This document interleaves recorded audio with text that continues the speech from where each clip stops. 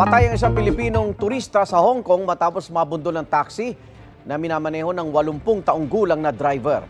Pauwi na sana sa Pilipinas ang Pinoy nang mangyari ang insidente. May unang balita si JP Soriano.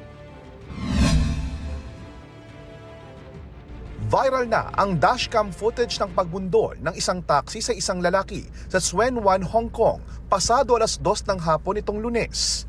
Ayon sa Hong Kong Police Force, nahilo umano ang 80 anyos na driver ng taxi kaya nawala ng kontrol at sumampa sa bangketa. Nagdire-diretsoan nila ito hanggang mabundol ang isang 35 taong gulang na lalaki bago tumama sa pader ng isang hotel. Ang biktima kinumpirma ng Department of Foreign Affairs na isang Pilipinong turista batay sa impormasyon ng Konsulado ng Pilipinas sa Hong Kong. Kasama niya ang isang kaibigan at pabalik na sana ng Pilipinas. Siya ay nahagip ng isang taxi na nawalan ng preno habang siya ay naghihintay ng sasakyan papunta ng airport.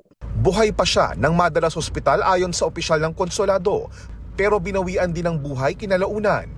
Sugatan din ang driver ayon sa Hong Kong Police, pero agad ding inaresto. Ayon sa ating konsulado, na nasa pamumuno ni Consul General Romulo Israel Jr., ang nakahagip ay isang 80-year-old, 80 anyos na taxi driver. At kasalukuyan siya ay nasa kustodiya ng Hong Kong Police Force. Ayon pa sa DFA, patuloy ang investigasyon sa insidente at inaantay ang full forensic report, bagaman may paunang report na.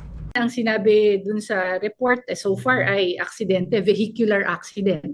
Naabisuhan na ang pamilya ng biktima sa Pilipinas at inaasikaso na ang pagpunta nila sa Hong Kong. Ito ang unang balita, JP Soriano para sa GMA Integrated News.